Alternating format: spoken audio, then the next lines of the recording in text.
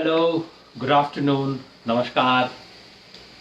आज फिर आपके सामने हाजिर हैं चर्चा पे देश के बड़े मुद्दों को लेके, जिन मुद्दों पे बात करनी है उन मुद्दों को सामने रखते हुए।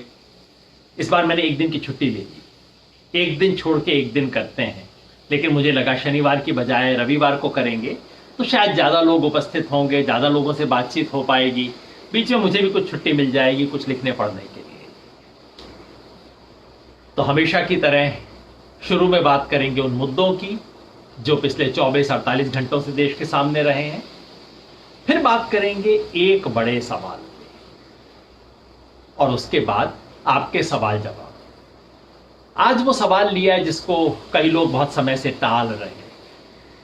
सेकुलरवाद का सवाल, सांप्रदायिकता का सवाल, हिंदू मुसलमान का सवाल, जिसपे आजकल इतनी तल्ख बहसें होती हैं, सबके मन सख्त हो गए हैं, कड़े हो गए हैं। हमारे कुछ साथियों ने कहा छोड़िए इस विषय को, इस पे जाएंगे तो खामखाम तीखी बात हो जाएगी, लोग सुनेंगे नहीं। मुझे लगा क्यों नहीं भाई, जो सवाल ऐसे हों जिस पे बात करने से लोग डरते हैं, हिचकिचाते हैं, उस पे तो जरूर बात करनी चाहिए, क्योंकि इन सवालों पे मन बनाना यही तो हमारी बातचीत का उद्देश्य है। तो आज हम खुल के बात करेंगे उन सवालों पे जिन पे आमतौर पे लोग बात करने से डरते हैं। इसलिए आपके मन में कोई सवाल हो, आप बेहिचक सवाल भेजिएगा। हाँ, भाषा संयत हो। अगर भाषा में कोई गाली गलौज होगी तो मैं उन सवालों को नहीं ले पाऊंगा, लेकिन कोई भी सवाल पूछने से आप हिचकिए मत, आराम से उसके बारे में बात करेंगे और कोशिश करेंगे कि हम एक मन बना सकें इसके बारे में कि हम क्या चाहते हैं, सोच हमारी कैसी हो। देखिए, आधे घंटे में ये पूरी तथ्य बता देना, पूरी राम कहानी सुना देना, ये मेरा कोई उद्देश्य नहीं। मेरा उद्देश्य ये है कि सिर्फ एक ठीक फ्रेम बने, हमारी नजर बने, जिससे हम खुद, आप खुद समझदार हैं, तथ्य हमारी आंख के सामने हैं, हम खुद समझ सकते हैं। लेकिन जो चश्मा हमारा लगा होता है ना, कई बार चश्मा हमारा उल्टा लग जाता है, तो उस चश्मे को सीधा करना, बस मेरा यही उद्देश्य है। उसके बाद हम बात करेंगे, सवालों का जवाब देंगे, और मैं कोशिश करूंगा कि आज अपनी बात को छोटा रखूं ताकि सवालों के जवाब हम खुल के दे सकें, आराम से बातचीत हो सके, आपको ये ना महसूस हो कि कोई सवाल है जिसको हमने टाल दिया, गुजर गए, किसी तरह से बाईपास कर दिया, वो नहीं करेंगे। तो सबसे पहले कुछ बात उन सवालों पे जो पिछले 24-48 घंटे के थे। एक अच्छी बात, मैं कोशिश करता हूं आजकल भी कोई एक अच्छी खबर तो ढूंढूं। अच्छी खबर ये है कि आंध्र प्रदेश हाईकोर्ट ने 3 दिन पहले एक जजमेंट दिया, शायद फ्राइडे को आया था, थर्सडे को आया होगा। जजमेंट ये है कि आंध्र प्रदेश में कोशिश हो रही थी, आंध्र प्रदेश सरकार ने फैसला किया था कि वहां के सब सरकारी स्कूलों में इंग्लिश मीडियम एजुकेशन कंपलसरी हो जाएगी। उसके खिलाफ कई लोग हाईकोर्ट में गए और हाईकोर्ट ने बहुत ही संजीदा तरीके से तमाम तथ्यों को देखते हुए बहुत अच्छा फैसला दिया है। फैसला ये है कि ये आदेश गैर कानूनी है। आपको ध्यान होगा जब हमने भाषा पे बात की थी, मैंने कहा था इंग्लिश सीखना और इंग्लिश मीडियम में पढ़ाई करना दो बिल्कुल अलग बातें हैं। इंग्लिश हम सबको सीखनी चाहिए, इस देश के हर बच्चे को इंग्लिश सीखने का अच्छे से अच्छा मौका मिलना चाहिए। इंग्लिश मीडियम एजुकेशन मूर्खता का काम है। मतलब जिसको कोई दुनिया का साइकोलॉजिस्ट, एजुकेशनिस्ट, पेडागोजिस्ट, कोई कभी इसकी कॉग्निटिव साइकोलॉजी में कोई व्यक्ति इसकी सिफारिश नहीं करता। और देश के गरीब गांव के बच्चों में, जहां ना बच्चे को अंग्रेजी आती, ना माँ बाप को अंग्रेजी आती, ना टीचर को अंग्रेजी आती, उन पे अंग्रेजी मीडियम लादने का मतलब होगा कि ना तो अंग्रेजी आएगी, ना उन्हें कोई सब्जेक्ट भी आएंगे। तो इसलिए आंध्र प्रदेश से, और बहुत अच्छा मैंने पढ़ा उस फैसले को, आप भी पढ़िएगा। मैं कोशिश करूंगा याद करके साथियों के लिए। पॉइंट नंबर 1 है याद रखने का कि इस जजमेंट को हम फेसबुक पे डाल दें, क्योंकि उन्होंने पूरा इतिहास देखा है इस सवाल पे। स्वामी विवेकानंद ने क्या कहा, गांधी ने क्या कहा, टैगोर ने क्या कहा। तेलुगु भाषा का इतिहास बहुत संपन्न भाषा है, बहुत महान इतिहास है उस भाषा का। इतिहास क्या है। और उन्होंने कहा है कि अंग्रेजी पढ़ाइए, बिल्कुल कायदे से पढ़ाइए, बस इंग्लिश मीडियम एजुकेशन से बच्चों को बचाइए। तो सलाम करता हूं मैं। जजमेंट बहुत सुंदर और बहुत सुंदर लिखा हुआ, शानदार जजमेंट है दोनों जजेस का। इसे जरूर पढ़िएगा। इस बीच खबर आ रही है कोविड की संख्याओं की, कोरोना वायरस की संख्या हमारे देश में बढ़ती जा रही है। आज 15,000 को क्रॉस कर गई, 15,749 का फिगर मेरी आंख के सामने है। हर रोज अंदाजन 1,000 केस बढ़ते जा रहे हैं। कोई गलती ढूंढना चाहे तो कहेगा अरे जब शुरू हुआ था लॉकडाउन तो 500 थे, अब हम 15,000 पे पहुंच गए, फेल हो गया। ये बिल्कुल बेवकूफी का तर्क है, क्योंकि ये बढ़ना तो अनिवार्य था। सिर्फ ये है कि किस गति से बढ़ रहा है। तो इसलिए ये कहना कि केस बढ़ गए इसलिए हम फेल हो गए, नहीं, लॉकडाउन से हमें फायदा हुआ है। लेकिन दूसरी तरफ ये कहना, अब आजकल मैं ये भी देख रहा हूं पिछले 4-5 दिनों से, हमने कोविड के खिलाफ लड़ाई को जीत लिया, अब तो बस सिर्फ केवल दूसरे देशों से इतना है, अब हमने कर्व को फ्लैटन कर लिया है इत्यादि। ये भी माफ कीजिएगा उतनी बेवकूफ़ी की बात है। हम कहीं इस लड़ाई को जीतने के नज़दीक भी नहीं है। बहुत लंबी चढ़ाई है, जैसे मैं बार बार कहता हूं, ये एक पहाड़ पे चढ़ने की बात है जिसमें अभी हमें चोटी दिखाई नहीं दे रही। तो पहले से हम अपनी पीठ थपथपाना शुरू कर दें, रेस्ट लेना शुरू कर दें, ये कर लिया, ऐसा कुछ नहीं है। इसके बारे में हमें सतत संघर्ष करना होगा, सोचना होगा।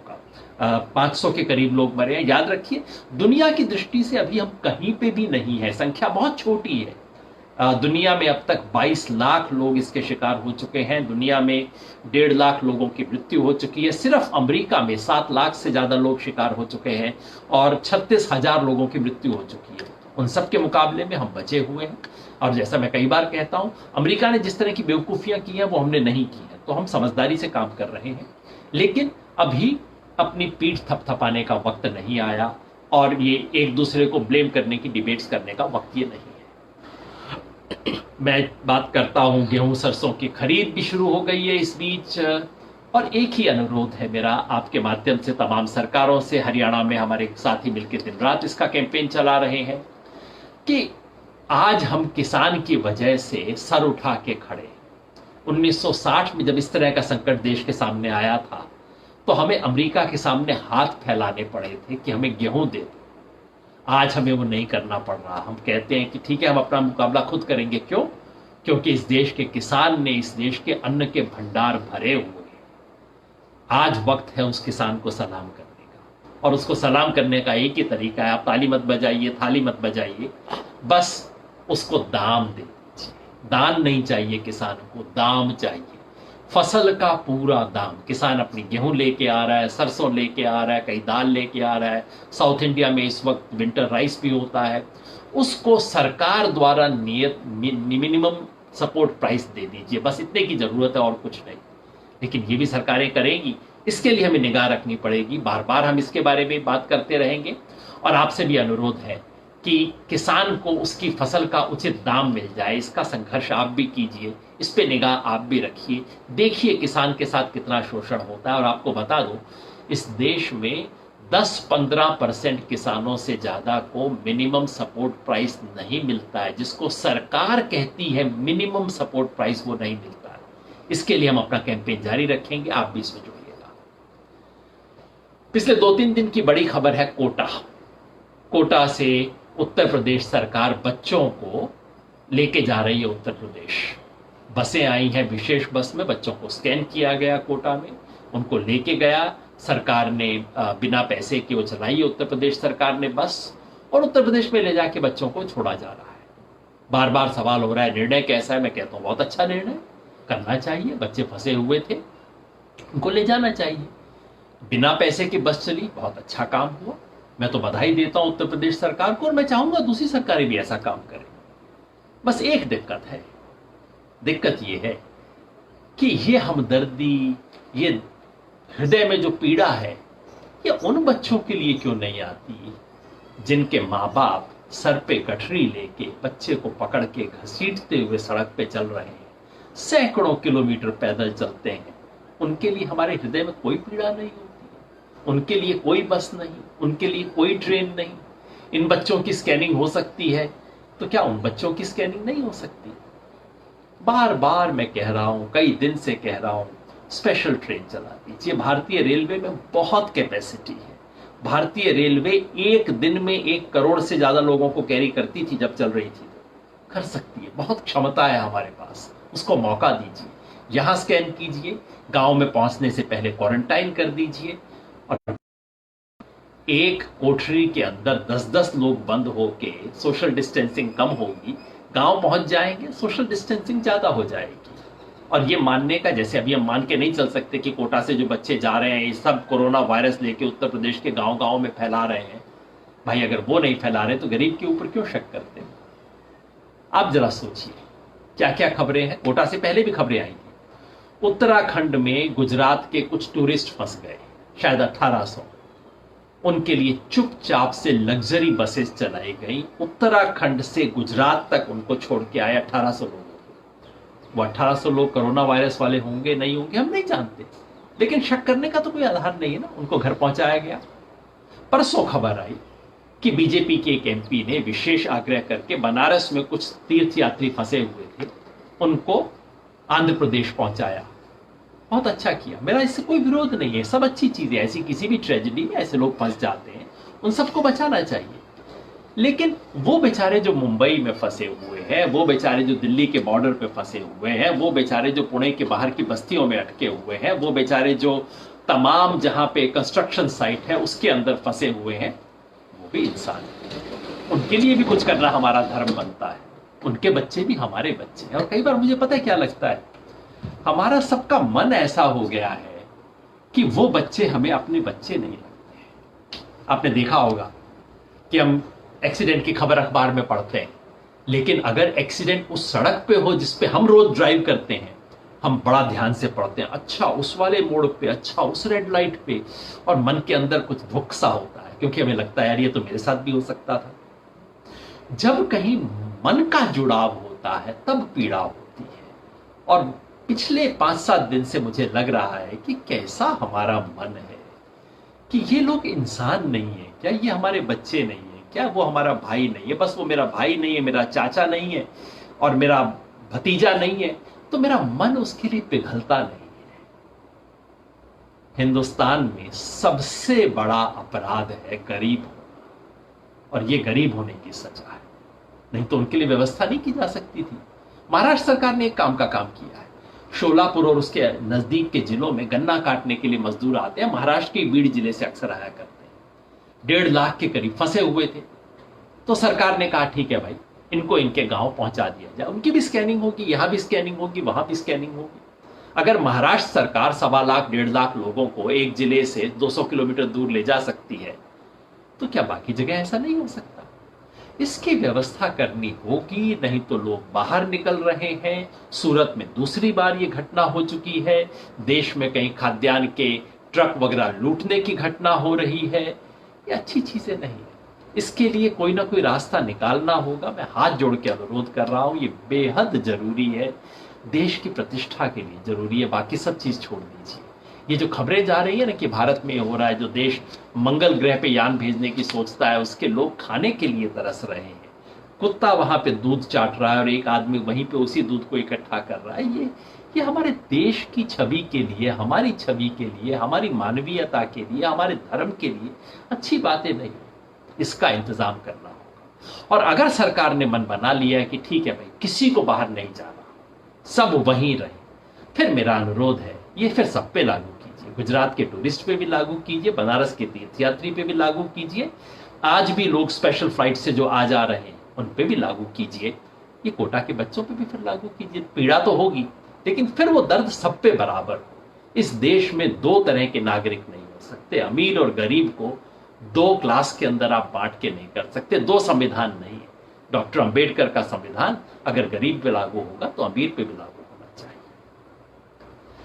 आखिर में एक हल्की सी बात, फिर हम असली मुद्दे की बात पे आएंगे। और हल्की सी बात यह कि इस पे बहस करते हुए कल रात राजदीप सरदेसाई जी का शो था इंडिया टुडे पे, उस पे मुझे मिल गए आरएसएस के हुआ करते थे राकेश जी, डॉक्टर राकेश सिन्हा। पहले अपने आप को बताया करते थे मैं बीजेपी से नहीं हूं, मैं आरएसएस के विचार वाला व्यक्ति हूं। फिर वो एमपी बन गए तो अब बीजेपी के हो गए प्रॉपर। तो वो भिड़ गए साहब मेरे से, क्योंकि कहने को तो कुछ था नहीं। हमसे वो यही सवाल पूछ रहे थे कि आप 2 दर्जे का व्यवहार क्यों कर रहे हो, एक कीजिए, हर हिंदुस्तानी को एक ही तराजू पे रखिए, जो करना है कीजिए। भिड़ गए। मैंने उनसे कहा साहब आपने क्या किया, कोटा के बच्चों को बिना टिकट लिए आपने भेजा, बहुत अच्छा किया। लेकिन उत्तर प्रदेश के मजदूरों से आपने टिकट क्यों ली? वो भड़क गए, साहब आप झूठ बोलते हैं। एक व्यक्ति से भी उन्होंने कहा, नो वन वॉज चार्ज 1 पैसा, हमने किसी मजदूर से 1 पैसा नहीं लिया। योगेंद्र जी आप झूठ बोलते हैं, राष्ट्रीय टीवी पे आप ये करते हैं वो करते हैं, साहब खूब मतलब मैंने कहा हुजूर इसके प्रमाण है, इसकी टिकट है, इस वक्त मेरे हाथ में नहीं है, जैसे ही शो खत्म होगा मैं आपको टिकट सोशल मीडिया पे डाल दूंगा। उन्होंने कहा आप करके दिखाइएगा, मैं विश्वास दिलाता हूं। एक व्यक्ति, दोबारा उन्होंने कहा, एक भी व्यक्ति से 1 भी पैसा नहीं लिया गया है उत्तर प्रदेश के गरीब से, मजदूर से।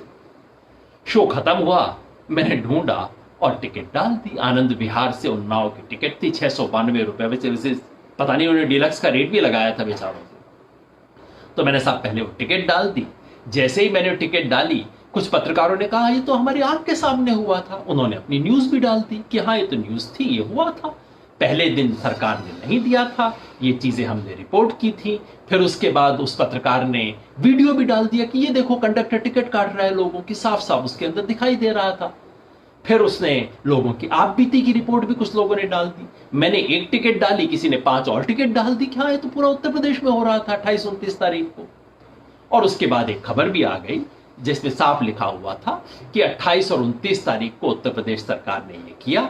फिर उसके बाद जब ये चीजें सोशल मीडिया पे वायरल हो गई, तब उत्तर प्रदेश सरकार ने ऑर्डर दिया कि नहीं भाई आगे से मुफ्त किया जाएगा। ये सच्चाई थी।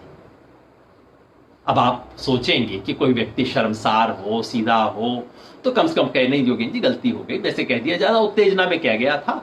मगर सच ये है कि पहले दिन हमने गलती की थी। मगर राकेश जी उसके बाद अब मुझ पे चढ़े हुए, मुझसे पूछते हैं कि तुम बरगला रहे हो, तुम झूठ बोल रहे हो। मुझे कह रहे हैं कि मैं झूठ बोल रहा हूं, सोचिए आप। और मुझसे पूछ रहे हैं कि तुम लोग बेकार की बातें क्यों, कल राजदीप को कह रहे थे कि तुम देश में भेदभाव फैला रहे हो, और मुझे कह रहे थे कि आप लोगों को भड़का रहे हो, इसकी बजाय गरीबों की मदद का काम क्यों नहीं करते। मैंने कहा सर पिछले 24 दिन से यही तो काम कर रहे हैं। सारे स्वराज के साथी पिछले 25 दिन से देश के कोने कोने में जहां जिस तरह का राहत का काम कर सकते हैं कर रहे हैं।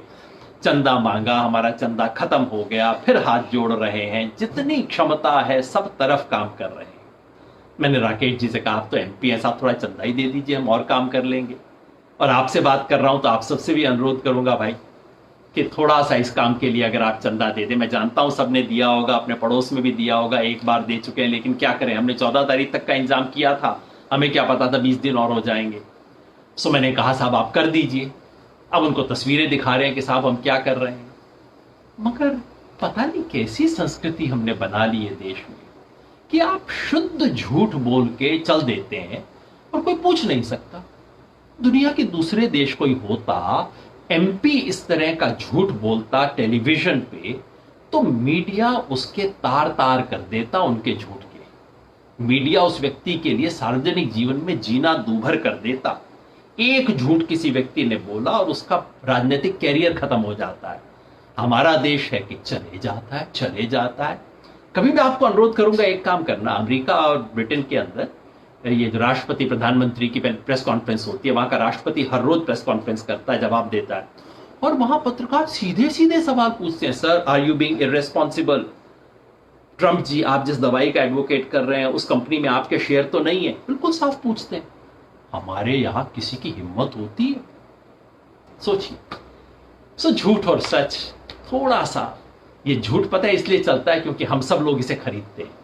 अगर हम लोग अपने अपने घर पे बैठ के कुछ कहना शुरू करें, अरे आप तो झूठे हैं, कृपया झूठ बोलना बंद कीजिए ना, राकेश जी को 2-4 प्रेम पत्र डाल दीजिए ना कि काहे को इतना झूठ बोला करते हैं सर, एक बार झूठ बोल दिया मान तो लो कि झूठ थी बात, इतना क्या बात है। चल हुई बात, आई गई हुई, आगे बढ़ते हैं। तो अब मैं बात करना चाहता हूं सेकुलरिज्म के सवाल पे, सांप्रदायिकता के सवाल पे। इस देश का जो बड़ा सवाल है इस वक्त, जिस पे बहुत गहमा गहम बहस है, होनी तो चाहिए कोरोना पे सिर्फ, लेकिन कुछ हमारा भी स्टाइल है साहब, दुनिया की हर चीज को हम हिंदू मुसलमान कर देते हैं, किसी दिन पेड़ और जानवरों को भी हम हिंदू मुसलमान कर देंगे।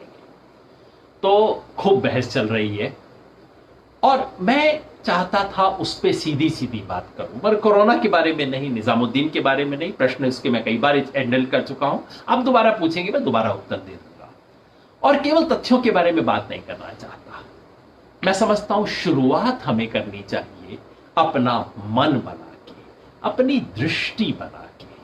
हर बात में दृष्टि जरूरी है। नजर अगर आपकी स्थिर हो जाए फिर तथ्यों को तो हम खुद देख लेते हैं। आजकल तो गूगल बाबा इतने तथ्य बता देता है। अगर हमारे पास नजर हो, हमारे पास वो छलनी हो, कहां देखना है और चीजों में कैसे छलनी लगानी है, अगर ये दो चीज पता हो तो मुझसे बेहतर आप सोचेंगे, मुझसे बेहतर आप चर्चा करेंगे। तो शुरुआत करते हैं सेकुलरिज्म और सांप्रदायिकता के सवाल पे। कैसे सोचें? एक छोटा आग्रह करो, ये जन्म का संयोग, और आप सबसे आग्रह है, आपके मन में कई सवाल होंगे, कई लोगों को लग रहा होगा आज तो यादव जी सही टॉपिक पे पकड़ आ गए, आज तो इनको पकड़ ही लेना। बिल्कुल पकड़िए साहब, एकदम हर सवाल का जवाब देंगे। है भाषा संयत रखिएगा, मैंने पहले भी कहा है। अगर भाषा में गाली गलौज होगी, उटपटांग शब्द इस्तेमाल करेंगे तो वो प्रश्न आप नहीं ले पाएंगे। संयत भाषा में पूछिए, कुछ भी सवाल पूछिए।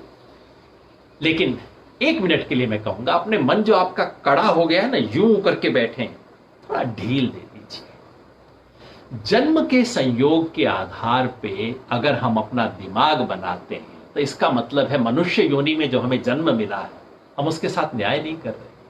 इंसान को एक बड़ी चीज है जो शायद दूसरों को नहीं है, पता नहीं पशुओं को दूसरों को है नहीं है, कुछ पशुओं में भी रहती है करुणा। इंसान एक काम कर सकता है, संयोग से मैं इस वक्त यहां बैठा हूं, लेकिन सारी दुनिया को मैं यहां के चश्मे से देखूं ये जरूरी नहीं है। संयोग से मैं इस कमरे में बैठा हूं, लेकिन कहूं कि साथ वाले कमरे में बैठे हुए लोग बेईमान है, बदमाश है, बेवकूफ हैं, जरूरी नहीं है। संयोग से मैं लाइन के इस पार पैदा हुआ हूं, कहूं कि लाइन के उस पार जो पैदा हुए थे वो तो बिल्कुल दुनिया के दुश्मन हैं, जरूरी नहीं है। मैं जहां पैदा हुआ, जो मेरा जन्म का संयोग है, उससे 2 इंच ऊपर उठ सकता हूं। मैं दुनिया को देख सकता हूं। पैदा तो मर्द हुआ हूं, दाढ़ी मूछ है, लेकिन एक औरत का दर्द नहीं समझ सकता। एक फिल्म देख के, कविता देख के मन के अंदर लगता है ना, वो हमें इंसान बनाती है। वो जो दर्द, किसी दूसरे का दर्द समझ सकने की क्षमता, किसी दूसरे की आंख से दुनिया को देख सकने की क्षमता, ये हमें इंसान बनाती है। और अगर वो हम नहीं करते तो सारी पढ़ाई लिखाई कूड़ा है, कोई फायदा नहीं। और बचपन से आज तक जो मैंने एक चीज देखी है, समझी है, कई लोग कहते हैं आप बड़ा संतुलित तरीके से बात करते हैं। शायद संतुलन का कारण एक रहा होगा, मेरे पिताजी से सीखी थी मैंने ये बात, कि बाई चांस आप जहां खड़े हो केवल उस दृष्टि से सब चीजों को मत देखो, और जहां आप खड़े हो उसके वकील तो बिल्कुल ही मत बनो। जज बनने की कोशिश करो, वकील मत बनो। मैंने वकीलों से मेरे को कोई परहेज नहीं है, कोई शिकायत नहीं है, मेरे तमाम दोस्त बहुत अच्छे वकील हैं, लेकिन अपनी दृष्टि में पहले एक जज की हैसियत से देखो न्याय कहां है। हो सकता है जहां मैं खड़ा हूं उस तरफ है, हो सकता है जहां मैं खड़ा हूं उसके सामने वालों के पास न्याय हो। सच और न्याय कहां है उसका फैसला करो, उसके बाद उसका पक्ष लेने के लिए वकालत में खड़े हो, उससे पहले नहीं। और मैं देखता हूं, बहुत लोगों में देखता हूं, आप भी देखते होंगे, कुछ समझदार आदमियों के साथ बात हो रही होती है, अचानक कुछ बात औरतों की शुरू होती है, और वो व्यक्ति जो 5 मिनट पहले तक समझदारी की बात कर रहा होता है, ऐसी ऐसी बातें करना शुरू कर देता है।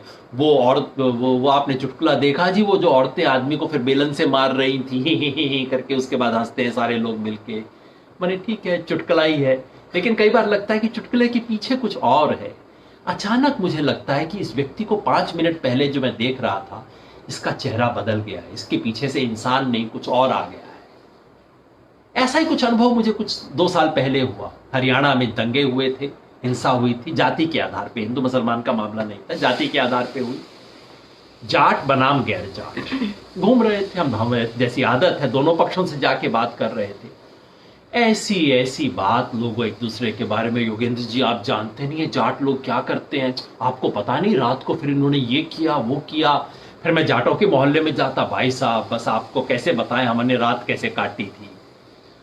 मुझे लगता है कि क्या ये दोनों लोग एक ही शहर में रहते हैं? मुझे कई बार लगता है दोनों को एक दूसरे के सामने बैठा के बात करवा दो, भाई बात कर लो एक दूसरे से। ऐसा समझदार लोगों का दिमाग खराब हो जाता है जब मर्द औरत की बात आती है, जाति की बात आती है। कई बार मेरे पास लोग आते हैं, अक्सर बिहार से होते हैं, मेरा नाम राजेश है जी, मिलते हैं, बड़ी आत्मीयता से मिलते हैं। थोड़ी देर बाद मुझे साइड में ले जाके बोलते हैं, वैसे मैं लिखता राजेश हूं लेकिन मैं ना राजेश यादव हूं। भाई इसकी बजाय अगर तो लिख ही लेते राजेश यादव, अलग से ले जाके बताने की क्या बात थी।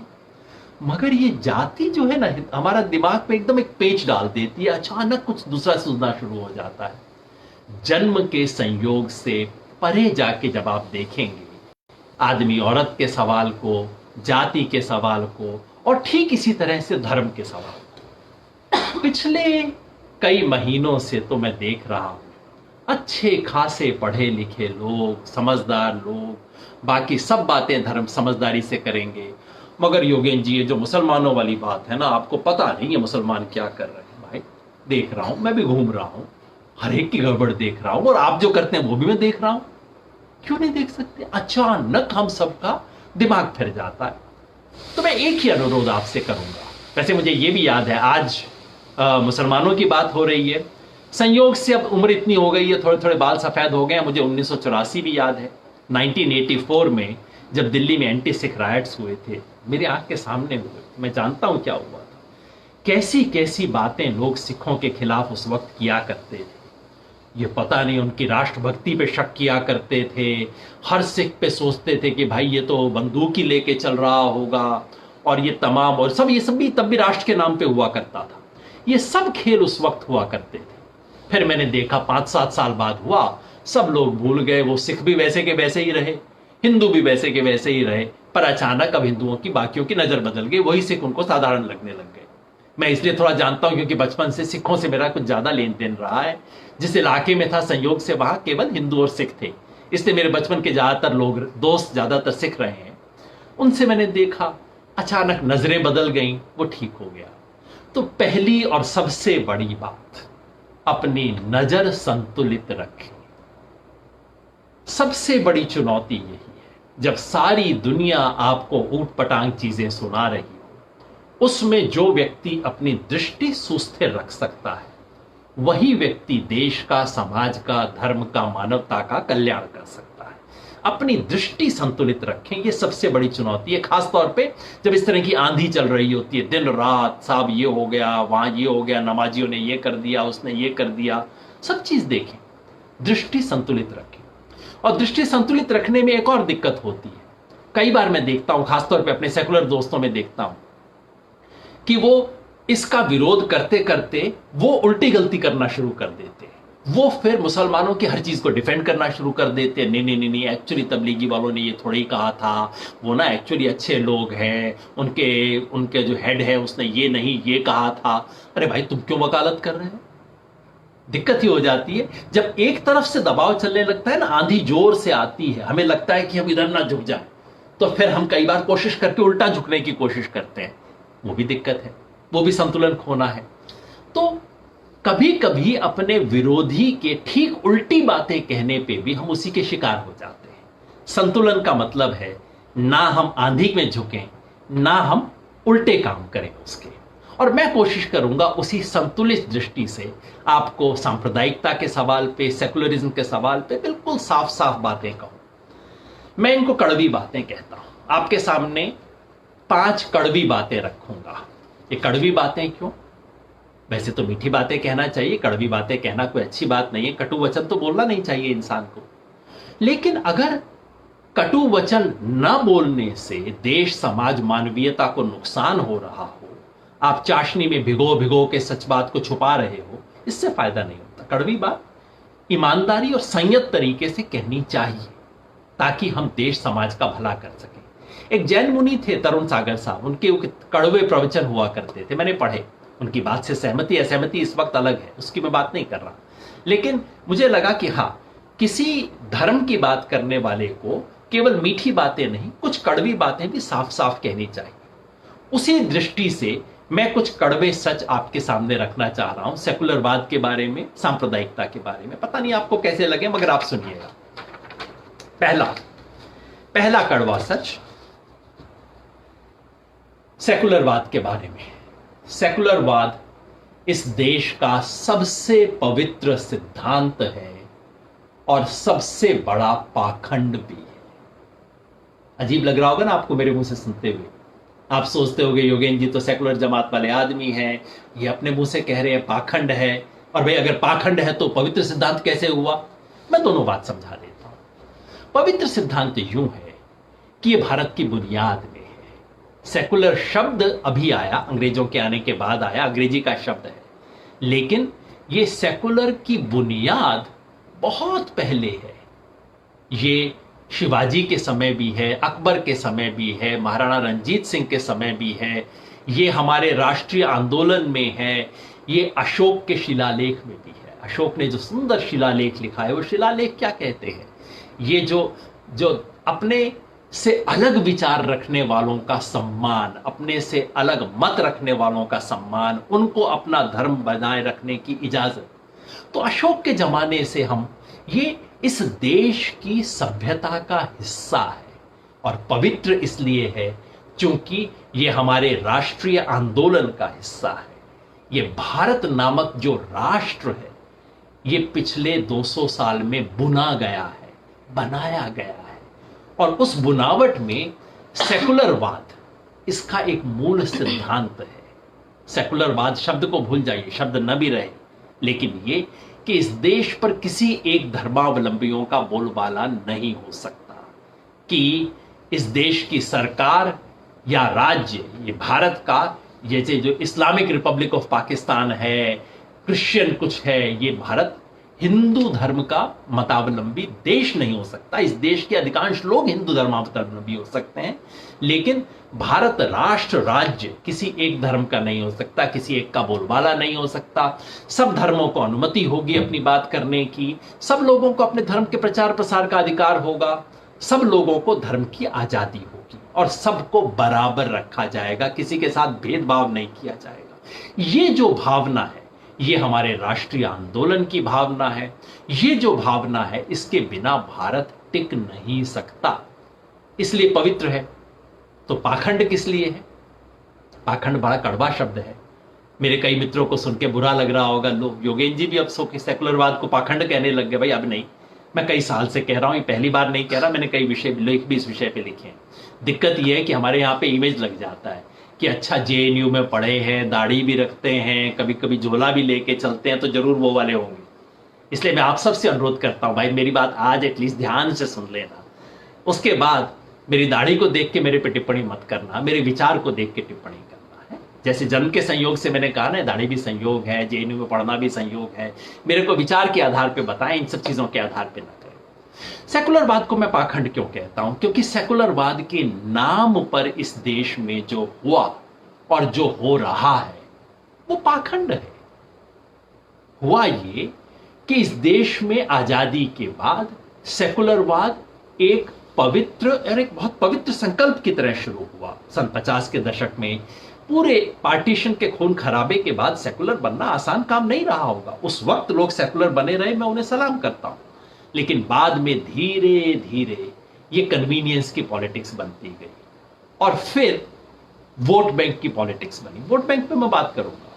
सेकुलरवाद शुरू हुआ था इस देश को जोड़ के रखने के एक अनिवार्य सिद्धांत के रूप में, और आज बन गया है मुसलमानों को बंधक रख के उनके वोट खरीदने के एक षड्यंत्र के रूप में बन गया है, जिससे ना देश का फायदा होता है, ना मुसलमान का फायदा होता है, ना हिंदू का फायदा होता है।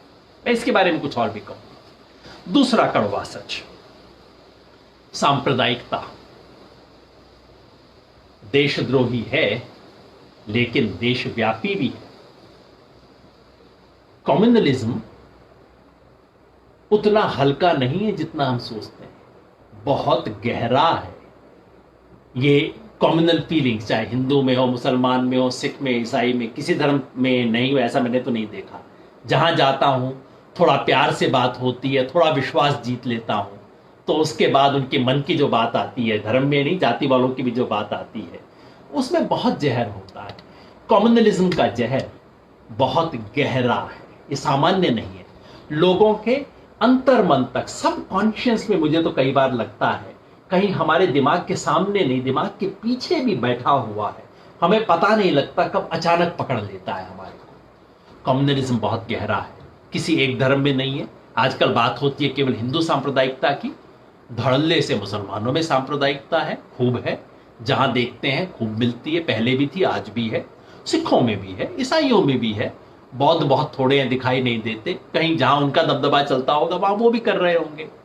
सांप्रदायिकता है। देशद्रोही है, देशद्रोही बहुत कड़वा शब्द है, बहुत स्ट्रांग शब्द है। मैं देशद्रोही क्यों कहता हूं? जैसे सेकुलरिज्म को पाखंड कहना बहुत कड़वा है, उसी तरह से कम्युनलिज्म को देशद्रोही कहना बहुत खतरनाक बात है, कड़वी बात है। क्यों कहता हूं देशद्रोही?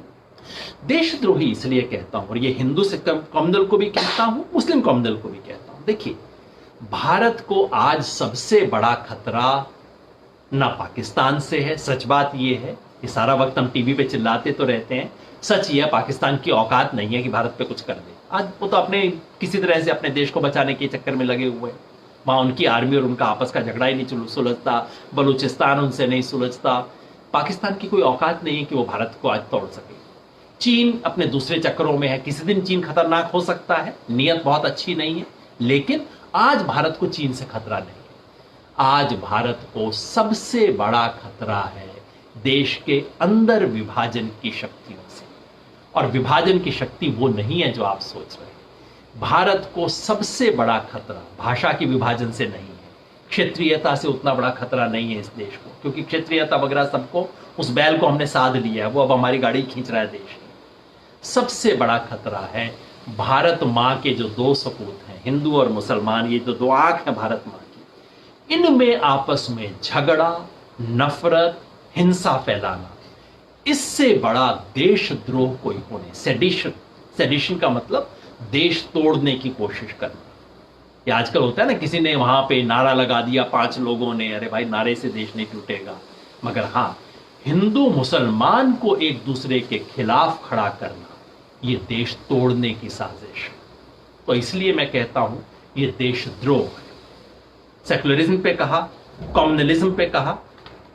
तीसरा कड़वा सच, सेकुलरिज्म के क्या क्या पाप है, इस देश में सेकुलरवाद के नाम पे जो हुआ उसके पाप के बारे में चर्चा करना चाहता हूं। क्या पाप है? पहला पाप ये कि सेकुलरिस्ट लोगों ने इस देश की धार्मिक मान्यताओं की बहुत अनदेखी की, मजाक उड़ाया, मखौल उड़ाया। सेकुलरिज्म का मतलब ये कि भाई तुम्हारा तो धर्म में विश्वास ही नहीं है, आप तो सेकुलर हो जी, आपको तो क्या मतलब है जी, आज तो जन्माष्टमी है, आज तो रामनवमी है, ये आप तो सेकुलर हो ना, आपको तो कोई मतलब नहीं है। यानी कि सेकुलर का मतलब आपको धर्म की आस्था में ना तो आस्था है, ना ही आपको उनके प्रति कोई सम्मान है। ये जो जनता की आस्था से कटना, ये सेकुलर लोगों का सबसे बड़ा दोष था, पाप था। दूसरा, अल्पसंख्यकों की हर चीज में हिमायत करना, ये जरूरी था। एक बार कभी कभी होता है कि आप कहते हैं भाई औरत पिट रही है तो औरत के साथ खड़ा होना चाहिए, उसके बाद 100 में से 2 मामलों के अंदर अगर औरत पीट भी रही है तो आप उसके साथ जाके खड़े हो जाते हैं, नहीं नहीं नहीं औरत तो हमेशा सच होगी। नहीं, ऐसा तो नहीं होता ना। यही कुछ सेकुलरवाद के साथ हुआ। शुरू में खड़े हुए अल्पसंख्यकों के साथ क्योंकि वो दबे थे, उनके साथ अन्याय हो रहा था। यूं भी किसी भी समाज में जिसकी गिनती कम है उसके साथ खड़ा होना चाहिए, ये एक न्यूनतम सामाजिक धर्म है। अगर आप अमेरिका के किसी एक छोटे से शहर में हैं, व्हाइट शहर है, आप अकेले महसूस कर रहे हैं कि हाँ मैं ही थोड़ा काली चमड़ी वाला हूं, तो किसी गोरे का फर्ज बनता है ना कि वो आपके साथ आके खड़ा हो। जो आपके साथ ऐसे में आके खड़ा होता है, आपसे हेलो करता है, आपको कहता है मेरे साथ चाय पिएंगे, कॉफी पिएंगे, आपके मन में लगता है आह ये इंसान है। वो इंसानियत तो हम सब में होनी चाहिए ना। सेकुलरिज्म शुरू इससे हुआ था, लेकिन एक हद के बाद फिर होता है कि नहीं भाई सारी जो बात है ठीक ही है, अब उनकी गलतियां ढकने की हम कोशिश करना शुरू कर देते हैं। अल्पसंख्यक जो गलत काम कर रहे हैं उसका भी हम जस्टिफिकेशन शुरू कर देते हैं। एक तरह की मुस्लिम परस्ती सी शुरू हो जाती है। मैं कई बार देखता हूं सेकुलर लोग ये काम भी करने लगते हैं, नियत सही रहती है लेकिन बाद में गलत दिशा में चली जाती है। तीसरा, इसी के चलते हुए हिंदू धर्म की एक तरफा निंदा मैं देखता हूं, कई सेकुलर साथियों के अंदर ही मैं दोष देखता हूं। बाकी धर्मों के बारे में बुराई नहीं करते, हर देश दुनिया के हर धर्म में बहुत सुंदर बातें हैं और बहुत कूड़ा है। निहायत कूड़ा होता है। लेकिन मैं देखता हूं अपने सेकुलर दोस्तों में कि बाकी धर्मों की अच्छाइयां तो बता देते हैं, हिंदू धर्म के बारे में केवल निंदा करना हमने बना रखा है। अब मैं समझता हूं ये भी, देखिए किसी भी बड़े देश में, एक बड़े समुदाय में ऐसा होना चाहिए कि आप अपनी निंदा पहले करें। दुनिया का जो भी समाज अपने बारे में चुटकुले बना सकता है, मैं उसको बहुत स्वस्थ समाज कहता हूं। हाँ, आप अपने, जैसे मेरे सिख दोस्त हैं, अपने बारे में इतने चुटकुले सुनाते हैं, सिखों पे जितने चुटकुले हैं मैंने खुद सिखों के मुंह से सुने, और मुझे लगता है हाँ भाई ये ठीक ठाक लोग हैं। जो अपने ऊपर मजाक कर सकता है इसका मतलब है बैलेंस्ड है, इसका मतलब हेल्दी है। तो अपनी आलोचना कर सकना जरूरी है, एक स्वस्थ होने का लक्षण है। लेकिन कभी कभी वो एक हद के पार चली जाती है। तो मैं देखता हूं हिंदू धर्म के बारे में हम उसके केवल नेगेटिव चीजें गिनाते हैं, उसकी पॉजिटिव चीजें नहीं गिनाते, और बाकी धर्मों की केवल पॉजिटिव गिनाते हैं, नेगेटिव नहीं गिनाते। ये एक सही नियत से शुरू हुई फिर इम्बैलेंस है जो कि शुरू हो गया। तो सेकुलर लोगों की 3 दोष: पहला, धर्म से, लोगों की आस्था से कट जाना, हमारी संस्कृति से कट जाना। सेकुलर का मतलब इंग्लिश, सेकुलर का मतलब वो जिसको इस देश की कोई पता ही नहीं कि किस देश में आप रह रहे हो। दूसरा, सिर्फ मुस्लिम परस्ती, कई बार सिर्फ एक पक्ष का, अल्पसंख्यकों का पक्ष लेना, और हिंदू धर्म के बारे में इम्बैलेंस तरीके से आलोचना करना। इसको मैं सेकुलरिज्म का दोष बताता हूं, और इसके खिलाफ मैं खुल के बोलता रहा हूं। आपने शायद देखा नहीं होगा, अगली बार आप भी फ्रेश नजर से जो मैंने लिखा है उसको पढ़ लेना, आपको ध्यान आएगा मैंने क्या कहा है। चौथा कड़वा सच, तुष्टीकरण। बड़ी बात होती है, तुष्टीकरण हुआ, बिल्कुल सच बात है।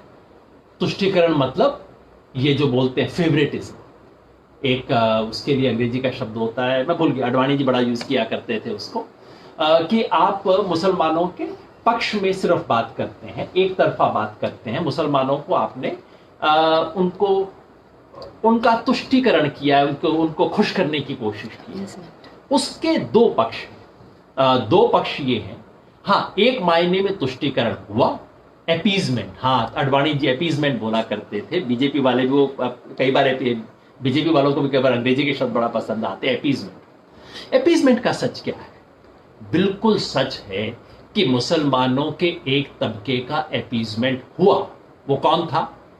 ये मुल्ला लोग, मौलवी लोग, ठेकेदार। ये जो मुसलमानों के ठेकेदार बन जाते हैं, लंबी सी दाढ़ी टोपी लगा के, वो सब करके। मेरे को ना दाढ़ी से परहेज है ना टोपी से परहेज है, लेकिन ये जो बिल्कुल स्टैंडर्ड मुस्लिम लुक है ना, शाही इमाम होंगे, ये सब लोग, इनको बना बना के इनका तुष्टीकरण हुआ। इन्होंने जो गलत बातें मानी उसको भी मान लिया गया। शाहबानों का केस लीजिए, 1987 में जो हुआ, बिल्कुल वाहियात मांग थी। बस 10 मुसलमान ठेकेदार इकट्ठे हो गए और उन्होंने राजीव गांधी को कहा, ये आप कैसे कर सकते हो, ये नहीं होने देंगे, आप कानून बनाइए, इसको बदलिए। घुटने टेक दिए कांग्रेस सरकार ने उसके सामने। तो हाँ, मुसलमान मुल्लाओं का, कठमुल्लों का, सॉरी मैंने कठमुल्ला शब्द बोल दिया, कुछ लोगों को लगे ये गाली है। वैसे भाई मैं स्पष्ट कर दूं, ये गाली नहीं है। कठमुल्ला शब्द डिराइव करता है काठ से। काठ का मतलब होता है लकड़ी, है ना, जिसका दिमाग लकड़ी की तरह से हो। कठमुल्ला का मतलब ये होता है, जिसे अंग्रेजी में वुडन हेडेड कहते हैं, वैसा कुछ। तो कठमुल्लाओं का तुष्टीकरण हुआ, एपीजमेंट हुआ, लेकिन 99% मुसलमानों का एपीजमेंट नहीं हुआ। उनके साथ डिस्क्रिमिनेशन हुआ, उनके खिलाफ भेदभाव हुआ, उनकी स्थिति जैसी थी उससे बद से बदतर होती गई। मेरी मत मानिए, राजेंद्र सच्चर जी की रिपोर्ट पढ़ लीजिए, भारत सरकार की रिपोर्ट है, राजेंद्र सच्चर जी ने लिखी। बड़े शानदार इंसान थे, आज हमारे बीच नहीं है। मुझे बहुत सौभाग्य था कि उनका आशीर्वाद मिला। उन लोगों ने जो रिपोर्ट लिखी है, तथ्य है केवल, मुसलमानों की क्या स्थिति है आज इस देश के अंदर, एजुकेशन में, एम्प्लॉयमेंट में, हाउसिंग में, बिजनेस में, हर चीज में सामान्य मुसलमान के साथ डिस्क्रिमिनेशन हुआ है। वो पिछड़ा भी है लेकिन उसके साथ भेदभाव भी हुआ। तो दोनों चीजें एक साथ हुई, अपीजमेंट भी हुआ, भेदभाव भी हुआ, दोनों चीजें एक साथ हुई। समझना मुश्किल है, क्योंकि लोग चाहेंगे कि आप, कुछ लोग चाहेंगे कि आप सिर्फ पहली बात याद रखें, दूसरे लोग चाहेंगे आप सिर्फ दूसरी बात याद रखें। लेकिन आपको और मेरे को बैलेंस बना के रखना है, आपको मेरे को पूरा सच बोलना है, क्योंकि ये देश सिर्फ पूरे सच से बचेगा, आधे सच से देश बच नहीं सकता। 5वीं बात, वोट बैंक की राजनीति। क्या वोट बैंक की राजनीति हुई? हाँ बिल्कुल हुई। तो 5वां कड़वा सच, वोट बैंक की राजनीति क्या हुई? बिल्कुल हुई है। मुसलमानों को बंधक रखने की राजनीति हुई, बिल्कुल हुई है। अरे कांग्रेस करती है, समाजवादी पार्टी करती है, आरजेडी करती है, एक जमाने में कम्युनिस्ट लोग भी किया करते थे काम, आज भी कई जगह पे करते हैं। खेल क्या है मैं आपको खुल्लम खुल्ला बता देता हूं। खेल क्या है? खेल ये है, सन 1950 के जमाने में जब सेकुलरिज्म शुरू हुआ, उस वक्त संकल्प का मामला था। इसमें मैं नेहरू जी की बड़ी दाद देता हूं। इतने कठिन समय में जब लाखों लोग मर गए, उसके बाद भी खड़े होकर कहना नहीं, हम इजराइल जैसा देश नहीं बनाएंगे, हम पाकिस्तान जैसा देश नहीं बनाएंगे। संकल्प का मामला था, कमिटमेंट थी, कन्विक्शन था। फिर धीरे धीरे कन्वीनियंस हो गई। इंदिरा गांधी का जमाना आते आते कांग्रेस को लगा कि भाई मुसलमान का वोट तो आसानी से मिल जाता है और वोट खूब है, बस ये मिलता रहे तो कोई दिक्कत नहीं होनी चाहिए। फिर तमाम तरह के खेल शुरू हुए लोकल नेताओं के कि मुसलमान को क्या करो। कड़वी बात है, मैं साफ कह देता हूं कि मुसलमान को लटका के रखो, देखो तुम्हें खतरा है, मैं तुम्हें बचाऊंगा। फिर 2 साल बीत गए, 4 साल बीत गए, मुसलमान को लगता है भी मेरे को तो खतरा नहीं है। फिर वो कहता है कि चलो मेरे को अब आप मेरे को नौकरी दो, मेरे को शिक्षा दो, मेरे को भी सड़क रोजगार पानी दो। फिर उसके बाद वो सेकुलर कहलाने वाले नेता खेल खेलते हैं। क्या खेल है? फिर कहीं दंगा हो जाता है, फिर मुसलमान के पास आते हैं, देख मैंने कहा था ना तू इनसिक्योर है, मेरे साथ है, सिक्योरिटी होगी। मुसलमान को सिर्फ और सिर्फ सिक्योरिटी के सवाल पे लटका के रखना सबसे बड़ा पाप है। ये वोट बैंक की पॉलिटिक्स है जो अपने आप को सेकुलर कहने वाली पार्टियों ने खुल्लम खुल्ला तरीके से की है। मुसलमान को लटका के रखा है, उसे हॉस्टेज और बंधक बना के रखा है, सिर्फ इसलिए कि उसका वोट मिल जाए। और सबसे सस्ता वोट है, कुछ करने की जरूरत नहीं, ना उसका रोजगार देने की जरूरत, ना शिक्षा देने की जरूरत, ना कोई पॉलिसी बनाने की जरूरत, बस डराओ और वोट ले लो। सही बात कहते हैं, वोट बैंक की पॉलिटिक्स है। लेकिन एक दूसरी भी वोट बैंक की पॉलिटिक्स है, उसको भी देख लीजिए। ये जो पिछले 20 साल से इस देश में चल रहा है, हिंदू खतरे में, हिंदुओं के साथ पता नहीं क्या हो जाएगा, 80% लोग इस देश के खतरे में हैं। तुम्हारे को कुछ हो जाएगा, अरे मुसलमान ये कर देगा, अरे वो कर देगा, मुसलमानों ने कोरोना फैला दिया, मुसलमानों ने ये कर दिया, अब आके जहर फैलाएंगे, अब आके ये करेंगे। क्या तरीका है? ये क्या है? ये बंधक बनाने की राजनीति नहीं है, ये वोट बैंक की राजनीति नहीं है। क्या कहेंगे इसे आप? ये खुल्लम खुल्ला third rate vote bank politics है जो इस देश में हो रही है। मुसलमानों वाली वोट बैंक पॉलिटिक्स सबको दिख जाती है, उसको हम नाम देते हैं वोट बैंक की पॉलिटिक्स, और बोलना चाहिए, खुल के बोलना चाहिए उसके बारे में। लेकिन ये हिंदुओं की वोट बैंक पॉलिटिक्स पे हम क्यों नहीं बोलते? ये जो ठाकुर राज चल रहा है उत्तर प्रदेश में, उसके बारे में क्यों नहीं बोलते? जब मुलायम सिंह के जमाने में यादव राज चलता था, उसके बारे में बोलना चाहिए था, मैं तो बोलता था, आज भी बोलिए। ये दूसरे वोट बैंक के बारे में क्यों नहीं बोलते? बोलना चाहिए, ये बेहद जरूरी चीजें हैं। जब तक ये नहीं बोलेंगे, संतुलन नहीं आ पाएगा। मैं जानता हूं आपके मन में बहुत सवाल होंगे, आप सोच रहे होंगे ये तो अभी तो आपने वो जनसंख्या वाली बात नहीं बताई, ट्रिपल तलाक की बात नहीं बताई, वो हलाला पे नहीं बोला, ये यूनिफॉर्म सिविल कोड पे भी मेरे मन में सवाल था। सब सवाल होंगे, जरूर पूछिए, मैं एक भी सवाल को अभी अपनी तरफ से नहीं बता रहा। मैं चाहता हूं एक फ्रेम बन जाए, हमारी दृष्टि संतुलित हो जाए। ये जो हम शीर्षासन करके देखते हैं ना पूरी दुनिया को, सर के बल खड़े होकर पूरी दुनिया को देखते हैं, ये करना छोड़ दें। आराम से संतुलित तरीके से इस सवाल के बारे में सोचें। और अगर एक बार आप इस सवाल के बारे में संतुलित तरीके से सोचना शुरू कर देंगे ना, देश के भविष्य के बारे में, दुनिया के बारे में आप बेहतर सोच रखेंगे। मेरे को उसमें इंटरेस्ट है, किसी एक पक्ष में इंटरेस्ट नहीं है, किसी एक धर्म में नहीं, किसी एक समुदाय में नहीं, और किसी एक फैक्ट पे नहीं। फैक्ट तो आप मुझसे बेहतर ले आएंगे और सवाल आप पूछेंगे ही, मैं जवाब दूंगा। तो फिर क्या करना चाहिए? मेरे 5 सुझाव हैं।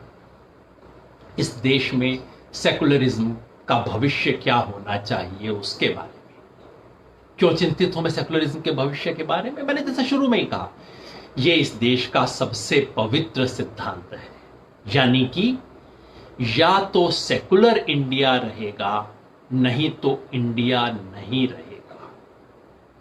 कड़वी बात है, हजम करने में टाइम लगेगा। सोचिए, ये मैं डायलॉग के तौर पे नहीं बोल रहा हूं, बिल्कुल फैक्चुअली बोल रहा हूं। या तो इंडिया सेकुलर रहेगा, यानी कि सब धर्म के लोगों को बराबर रहने का अधिकार होगा। ठीक है, खींचतान होगी, वोट का खेल होगा, लेकिन हर एक को अपना धर्म का अधिकार है। इस देश में कोई फर्स्ट रेट सिटीजन, कोई सेकंड रेट नहीं है, किसी एक धर्म का बोलबाला नहीं होगा, सब लोग बराबर रहेंगे। वैसा सेकुलरिज्म इस देश में रहेगा जो हमें संविधान ने दिया, कोई नई चीज की जरूरत नहीं है। या फिर इंडिया ही नहीं बचेगा। बहुत सोच समझ के मैं कह रहा हूं इस बात को। श्रीलंका को देख लीजिए, श्रीलंका में 20 लाख से कम तमिल हैं आज भी, और उन 20 लाख तमिल लोगों के साथ श्रीलंका ने जो कुछ किया, जिस तरह का दुर्व्यवहार किया, श्रीलंका वालों ने सोचा चलो ठीक है, क्या है, माइनॉरिटी है, सेकंड रेट सिटीजन बना दो इनको, श्रीलंका में रहते हो तो सिंगला बन के रहना होगा, ये करो वो करो, सब कुछ कर लिया। 20 साल तक गृह युद्ध चला श्रीलंका में, आज भी उससे श्रीलंका बाहर नहीं निकला है, तबाह हो गया। पूरे साउथ एशिया का सबसे खूबसूरत मुल्क था श्रीलंका, सिर्फ इस सिंगला तमिल के चक्कर में बर्बाद हो गया। 20 लाख लोग हैं सिर्फ तमिल, और भारत में कितने मुसलमान हैं? 20 करोड़। कोई जो सोचता है, बाकी सब नैतिकता वगैरह भूल जाइए, जो सोचता है कि 20 करोड़ लोगों को अंगूठे के नीचे दबा के, उनके मुंह पे टेप लगा के, उनको सेकंड रेट सिटीजन बना के रखा जा सकता है, वो मूर्ख है। इस तरह की मूर्खता बताने वाला देश का दोस्त नहीं है, दुश्मन है देश का। ये घर ऐसे चल नहीं सकता, सबको रखना होगा। किसी की गलती हो बताइए, ठीक कीजिए, डांटिए, लेकिन मुंह पे टेप लगा के सेकंड रेट सिटीजन बना के आप नहीं रख सकते किसी को। सो अंत में बस मैं 2-4 बात कहना चाहता हूं, सेकुलरिज्म के भविष्य को हम कैसे आगे लेके चल सकते हैं। 5 बिंदु जल्दी में मैंने लिख दिए, बाद में मैं उसको आराम से कहूंगा। पहला, सेकुलरिज्म की गलती को माने। जो मैंने कहा, सेकुलरवादियों की 3 भूल, धर्म के साथ धर्म से अलग हो गए, केवल प्रो माइनॉरिटी हो गए, हिंदू धर्म की निंदा, इन सब चीजों से बचिए, संतुलित दृष्टि बनाइए। दूसरा बिंदु, हर तरह की सांप्रदायिकता का निषेध करें। हिंदू सांप्रदायिकता हो, जरूर उसके बारे में बोलना चाहिए, बहुत खतरनाक है। अगर मुसलमानों की सांप्रदायिकता है, उसके बारे में खुल के बोलिए। सिखों में भी सांप्रदायिकता है। मुझे याद है 5-7 साल पहले एसजीपीसी ने किस किस्म का आदेश दिया था। एक बेचारा स्कॉलर है, बहुत अच्छी किताबें लिख रहा था, उसको ऐसा उसकी जान दूभर कर दी एसजीपीसी ने, और उसके बारे में ज्यादातर सेकुलर लोग बोले नहीं। बोलना चाहिए ऐसी चीजों पे, किसी की भी सांप्रदायिकता हो। क्रिश्चियन मिशनरी कई बार ऐसा काम करते हैं जो बिल्कुल गलत है, मेरे मन में उसके बारे में काफी संदेह रहता है, उसके बारे में बोलना चाहिए। हर किस्म की सांप्रदायिकता के विरुद्ध बोल। तीसरा, अल्पसंख्यकों के सभी मुद्दे उठाएं। अल्पसंख्यकों के मुद्दे सिर्फ वो नहीं, अल्पसंख्यकों का मुद्दे का मतलब सिर्फ जामिया मिलिया, सिर्फ कॉमन सिविल कोड, 3 तलाक। ये मुसलमान कब तक सिर्फ इस सवालों पे रहेंगे? मुसलमान का सबसे बड़ा सवाल है शिक्षा, रोजगार, हाउसिंग, ये सबसे बड़े सवाल हैं, और उसके साथ सिक्योरिटी तो जुड़ा ही रहता है हर वक्त। इन सवालों को एड्रेस कीजिए। सच्ची सेकुलर पॉलिटिक्स वो होगी जिस दिन मुसलमान बाकी किसी भी जाति जैसे लोगों की तरह, बाकी किसी संप्रदाय की तरह कहेंगे। हर कोई कह सकता है ना, यादव कहते हैं, कुर्मी कहते हैं, ब्राह्मण कहते हैं, ठाकुर कहते हैं, अरे भाई सड़क क्यों नहीं है? सड़क, बिजली, पानी, रोजगार, शिक्षा सब कहते हैं ना। मुसलमान की राजनीति भी इसी पे होनी चाहिए। तो उस राजनीति पे लाना, ताकि इस खाई से, इस कुएं से सब बाहर निकले। चौथा, जनमानस का निर्माण करना। अगर हम इस देश में सेकुलरवाद को बचाना चाहते हैं, तो इस कड़वे सच को मानना होगा कि देश के अधिकांश लोग हमारी बात से आज सहमत नहीं है। बहुत लोगों के मन में ये आ गई है कि भाई डेमोक्रेसी है, हम इसे ये लोगों के मन में जो बात आ गई है कि बहुसंख्यक हैं, बहुसंख्यक हिंदू हैं तो हिंदुओं की चलनी चाहिए इस देश में। ना भाई, डेमोक्रेसी का मतलब ये नहीं होता। डेमोक्रेसी का मतलब बहुमत का राज है, बहुसंख्यक समाज का राज नहीं है। मत होना चाहिए, उसका राज होना चाहिए, ये सोचना है। और आपको 5वीं बात जो मैं कहना चाहता हूं, सबसे महत्वपूर्ण चीज, और मेरा उम्मीद है कि आज की बातचीत से हम सब लोग शायद इसके नजदीक कहीं पहुंचे, वो ये कि इस अग्नि परीक्षा से निकल के हम एक नई किस्म की राजनीति बनाएं। एक नई राजनीति हम इस देश में जो सेकुलरिज्म के पाखंड को भस्म करे और सांप्रदायिकता के जहर को खत्म करे। इन दोनों के खिलाफ बहुत लंबी लड़ाई लड़नी होगी, ये छोटी नहीं है, और ये सांस्कृतिक लड़ाई है। और ये लड़ाई हम तभी लड़ सकते हैं अगर हम खुद धर्म को, परंपरा को गंभीरता से लें। एक अंतिम किस्सा बता के अपनी बात को खत्म करूंगा। सन 1992 की बात है। मैं उन दिनों चंडीगढ़ में रहा करता था। तब बाबरी मस्जिद वाला कांड हुआ, बाबरी मस्जिद टूट गई। मुझे उस दिन बहुत बुरा लगा, क्योंकि मुझे लगता था कि कुछ होगा नहीं, टूट गया। मुझे लगा क्या तरीका है, आपने जाके सुप्रीम कोर्ट कुछ कह रहा है और आपने जाके तोड़ दिया। मैं उन दिनों चंडीगढ़ शहर में रहता था, यूनिवर्सिटी का प्रोफेसर था, लेकिन यूनिवर्सिटी से मन उचाट हो गया था, तो मैं चंडीगढ़ के सुंदर सेक्टर्स में नहीं रहता था। चंडीगढ़ शहर के बाहर एक छोटी सी बस्ती थी, वहां बहुत गरीब लोग रहा करते थे, मैं उनके बीच में रहता था। 3-4 साल तक मैं वहां रहा आखिर में। तो उस बस्ती, जिसे उन दिनों डड्डू माजरा कहते थे, आज भी डड्डू माजरा है, लेकिन अब थोड़ा सा जेंट्रीफाई हो गया जब डड्डू माजरा, आजकल वहां थोड़े अच्छे से फ्लैट भी बन गए हैं। उन दिनों वहां हमारे चपरासी रहते थे, ठेले वाले रहते थे, तांगा वाला रहता था, मेरे पड़ोस में सुअर पालने वाले रहते थे। तो उनके बीच में गया और सबसे मैंने कहा, देखो तो कितना बुरा हुआ। सब लोग मेरी बड़ी इज्जत करते थे, लेकिन सबने कहा, प्रोफेसर साहब ये बताओ, राम जी का मंदिर यहां नहीं तो इंग्लैंड में बनेगा क्या? मेरे पास कोई जवाब नहीं था, मेरे पास भाषा नहीं थी। मैंने कहा, सुप्रीम कोर्ट ने इसके खिलाफ कहा है, तो कोई असर नहीं पड़ा। मेरे पास भाषा नहीं। अगले दिन हिंदी का अखबार था जनसत्ता, उसमें एक आर्टिकल आया प्रभाष जोशी जी का, बहुत शानदार पत्रकार थे, कभी पढ़िएगा प्रभाष जोशी जी को।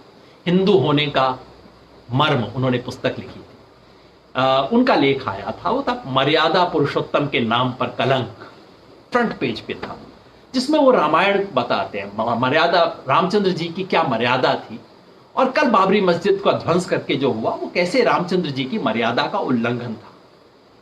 अचानक मुझे जैसे आवाज मिल गई। 25 साल हो गए हैं, ज्यादा हो गए, अब तो शायद 28 साल हो गए हैं, मैं वो बात भूला नहीं। सेकुलरिज्म को एक नई भाषा सीखनी होगी। वो भाषा इस देश के संस्कार की है, भाषा इस देश की परंपराओं की है। हमारी अपनी विरासत में बहुत बड़ी चीजें हैं, बहुत सुंदर संस्कार हैं, हमें उनसे सीखना पड़ेगा। एक नई भाषा बनाएंगे, एक स्पष्ट दृष्टि बनाएंगे, तभी सेकुलरिज्म बच सकेगा, तभी भारत बच सकेगा। बस ये बात मैं कहना चाहता था। अब आमंत्रित करता हूं आपको कि आप अपने सवाल मेरे तक भेजें। आप में से कई लोगों ने ऑलरेडी सवाल भेजे हैं, वो सवाल पे बातचीत शुरू करते हैं। खुल के भेजिए, मैं कोशिश करता हूं कि कई सवालों का उत्तर दे सकूं। मैं जानता हूं मैंने फैक्चुअल सवाल अभी नहीं उठाए हैं, क्योंकि मुझे लगा था आप सब पूछ ही लेंगे, और एक फ्रेम बनाना जरूरी है, फैक्चुअल बात बाद में हो सकती है। ये सचिन ललिता श्रीरंग जी कह रहे हैं, my question is lengthy but it's sensitive important. Ramvilas Paswan ji कह रहे हैं, अरे नहीं एक मिनट, ये अच्छा ये प्रश्न उसके बारे में है, मैं सॉरी, मैं इस पे अभी आना नहीं चाहता, मैं क्योंकि पूछ दिया तो मैं जवाब दे देता हूँ। रामविलास पासवान जी जो कह रहे हैं कि देश में जो राशन का बंटवारा है, वो कह रहे हैं कि हम उसको स्टेट गवर्नमेंट के रेट पे देंगे। ये जो सारी झगड़ा चल रहा है ना आजकल केंद्र सरकार और राज्य सरकारों के बीच, कि भाई कौन सा सवाल कि राशन हमने तो दे दिया, आप क्यों नहीं दे रहे हैं, उसमें खेल सिर्फ ये है कि केंद्र सरकार ये तो कह रही है राज्यों को कि आप जितना राशन उठाना है उठा लें, लेकिन कितने में? गेहूं का 21 रुपया, चावल का 22 रुपए किलो दे के उठा लें, जबकि केंद्र सरकार के पास भंडार भरे हुए हैं। मैं सिंपली ये कहता हूं, भाई जिस रेट पे आप सामान्य राशन देते हैं उस रेट पे और दे दीजिए ना। इस वक्त क्यों मुनीमगिरी कर रहे हैं कि 22 रुपया दो, 21 रुपया दो? इस वक्त केंद्र सरकार और राज्य सरकार प्राइस को लेके, रेट को लेके एक दूसरे पे झगड़ा करें, शोभा नहीं देता। तो रामविलास पासवान जी से मेरा अनुरोध है कि कृपया आप राज्यों को और राज्य सरकारों को उसी दाम पे, ये 1 या 2 रुपए के दाम पे दें, 20-21 रुपए वाला दाम बंद करें। सुल्तान, ये जो युगनक हेमा नायक जी पूछ रहे हैं, do you think we have failed to define secularism and today secularism is only confined to English speaking urban middle classes? Yugank ji, Yugank Hema Nayak ji कह रही हैं, बिल्कुल सही कह रहे हैं। मेरे ख्याल में यही सबसे बड़ा दोष है कि इस देश में 2 तरह के सेकुलरिज्म है। एक सेकुलरिज्म वो है जो एक साधारण व्यक्ति का सेकुलरिज्म है, जिसके पास ये शब्द नहीं है, जो आपको कॉन्स्टिट्यूशन नहीं बता सकता, लेकिन जो कहता है कि भाई सब साथ मिलके रहें, क्यों दूसरों से नफरत करते हो, एक दूसरे के साथ मिलके रहना चाहता है। मगर वो सेकुलरिज्म इस देश में दब गया है, छुप गया है, क्योंकि सेकुलर लोग भी उससे जुड़ना नहीं चाहते। और दूसरा सेकुलरिज्म वो है जो कि हमारी कॉन्स्टिट्यूशन की लैंग्वेज का है, वो इंग्लिश बोलता है, वो लोगों से कट गया है, और यही सबसे बड़ी दिक्कत है, हमें उसको ठीक करना होगा। सुल्तान सत्तानी जी पूछ रहे हैं, इस बीच इस सेकुलरिज्म की परिभाषा से जुड़ा हुआ है विजय पारेख जी का प्रश्न। Do you think adding the word secular in our constitution 1976 was required? If yes, though what are the advantages of it? इन्होंने सही बात बताई है विजय पारेख जी ने। ये जो हमारे संविधान की प्रस्तावना में सेकुलर शब्द है, ये ओरिजिनली नहीं था। ये 1975 में इंदिरा गांधी ने जोड़ा इमरजेंसी के टाइम, जबकि इमरजेंसी में 42nd अमेंडमेंट हुआ था, बहुत हमारे संविधान की चीजों को बदल दिया था इंदिरा गांधी ने। गलत अमेंडमेंट था, गलत समय पे किया गया था, हमारी सारी डेमोक्रेसी को तोड़ने की कोशिश थी, उसमें कई तरह की चीजें उन्होंने जोड़ दी थी। तो इसलिए कई लोग कहते हैं सेकुलरिज्म तो फ्रॉड है। मैं सिर्फ 2-3 चीज कहना चाहता हूं। आप मान लीजिए हमारे संविधान की प्रस्तावना में नहीं लिखा हुआ, तब भी क्या हमारे संविधान में है या नहीं है? पहले दिन से, जिसे हम सेकुलरिज्म की भावना कहते हैं, यानी कि सब धर्मों को बराबर रखा जाएगा, किसी के खिलाफ भेदभाव नहीं किया जाएगा, धर्म की स्वतंत्रता होगी, भारत किसी एक धर्म का देश नहीं होगा, ये सब हमारे संविधान में पहले दिन से लिखा हुआ है। और संविधान में सेकुलर शब्द डालने से पहले सुप्रीम कोर्ट ने यह बात कह दी थी 1973 में कि संविधान की मूल भावना के जो 6 हिस्से हैं, उनमें से एक स्तंभ सेकुलरिज्म है, इसको हिला नहीं सकते। सुप्रीम कोर्ट ने कह दिया था संविधान में आप कुछ भी अमेंडमेंट कर लो, सेकुलरिज्म को अमेंड नहीं कर सकते। ये सुप्रीम कोर्ट ने कहा था सेकुलर शब्द आने से पहले। और तीसरी चीज आपको याद दिला दूं, ये 42nd अमेंडमेंट में इंदिरा गांधी ने जो कुछ गड़बड़ी बदमाशी की थी, उस सब को 44th अमेंडमेंट में उलट दिया गया था। जो जो गलत काम 42nd अमेंडमेंट में किए थे, जनता सरकार आई, उसने सबको उलट दिया। थोड़ी सी चीजें थी जिसको उल्टा नहीं गया था। कहा था कि नहीं, ये तो चाहे इंदिरा गांधी ने भी किए थे, लेकिन ये तो काम ठीक थे। उसमें से सेकुलर शब्द था, जिसको जनता सरकार ने कहा कि हाँ, ये शब्द तो ठीक ही किया गया था, इसको हम वापस नहीं करेंगे। और आपको याद होगा उस जनता सरकार में कौन कौन लोग थे। उसमें इंफॉर्मेशन एंड ब्रॉडकास्टिंग मिनिस्टर थे श्री लालकृष्ण आडवाणी, उसके विदेश मंत्री थे माननीय अटल बिहारी वाजपेयी, यानी कि इनकी सहमति से यह सब हुआ था। सेकुलर शब्द आज भारत के संविधान में है, तो आज जो बीजेपी के संस्थापक नेता है उनकी सहमति से है। वैसे भी उस शब्द से फर्क नहीं पड़ता, ये बहुत महत्वपूर्ण बात नहीं है। सवाल है आलम सिंह नेगी जी का, सर जो राजनीति देश में अभी चल रही है, क्या आपको नहीं लगता कि आने बीजेपी कोई परमानेंट तो नहीं रहेगी? बीजेपी के बाद जिसकी सरकार बनेगी, क्या वो बदला नहीं लेंगे बीजेपी से? अगर ऐसा ही चलेगा तो देश का क्या होगा? कई बार मैं सोचता हूं भाई कि वो कहते हैं ना, एक शेर होता है कि वो इससे पहले भी इससे पहले जो तख्ता नशी था, अपने खुदा होने का उसको भी यकीन था उसे भी लगता था भाई मैं खुदा हूं।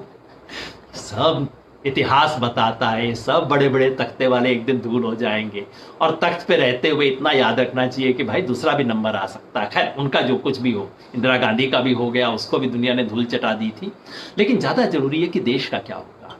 ऐसे काम जो हम कर रहे हैं जिससे देश में विभाजन की लाइन खिंच जाएगी, ये लाइन जल्दी से नहीं मिटेगी। ये लोगों के मन में जो नफरत मैं देख रहा हूं पिछले कुछ हफ्तों से, ये नफरत कोई सब्जी वाला लेके गया, उससे पूछ रहे अपना धर्म बता, नहीं तो मारेंगे, तेरे को भगा रहे हैं, ये देख के मेरे को डर लगता है। ऊपर वाले जो काम कर रहे हैं उससे मुझे डर नहीं लगता, ये जो आप और मैं कर रहे हैं उससे मुझे डर लगता है। उसके बारे में कुछ करना चाहिए। देव प्रसाद जी कहते हैं, how and what can unite the people? जैसे मैंने कहा, सही बात कही कि हमें सेकुलरिज्म की परीक्षा करनी चाहिए, सेकुलरिज्म का सच हमें बिल्कुल खुल के बताना चाहिए, उसकी गलतियां खुल के स्वीकार करनी चाहिए, और उसके बाद इस देश में सांप्रदायिकता का जो नंगा खेल हो रहा है उसके बारे में, लेकिन हमें उसका अधिकार तभी मिलेगा जब हम अपने गिरेबान में झांक सकेंगे, वो हमें करना चाहिए। ये दूसरे साथी अजय नेहरा जी कह रहे हैं कि सब धर्मों को लिबरल होने की जरूरत है, चाहे वो मुसलमान हो या हिंदू, धर्मावलंबी कोई भी हो, धर्म इंसान को कुदरत के इशारे को समझ लेना चाहिए। रघुपति राघव राजा राम पतित पतावन सीताराम ईश्वर अल्लाह तेरो नाम, जय हिंद, राम राम। बहुत बढ़िया आपकी भावना, रमेश जी का है, आपकी भावना मेरी भावना भी है। सब में लिबरल होना चाहिए। और इसमें मैं आगे बढ़ के एक बात कहूंगा जो आपने नहीं कही लेकिन मैं कहूंगा, हिंदू धर्म की एक जो सबसे खूबसूरत चीज है वो ये है कि उसमें एक तरह का लिबरलिज्म बिल्ट इन है। वो ये है कि इसकी कोई एक चर्च नहीं है, कोई एक बाइबल नहीं है, कोई एक वो नहीं है, एक सूत्र में बंधी हुई नहीं है। और वो खूबसूरती है इसका, जो छितराया हुआ स्वरूप है, बिखराव जो दिखाई देता है वो खूबसूरत है, उसमें लिबरलिज्म है।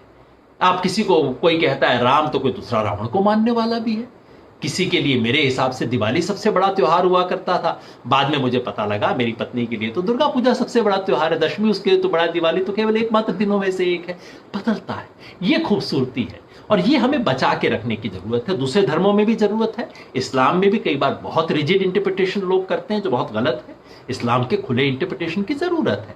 ये जो लोग ट्रिपल तलाक का समर्थन करते हैं इस्लाम के नाम पे, बिल्कुल वाहियात चीजें, इसका विरोध होना चाहिए। राहुल जी कह रहे हैं, मैं जानना चाहता हूं कि सेकुलरिज्म का प्रमाण धर्म विरोध या विशेष धर्म प्रेम क्यों माना जाता है?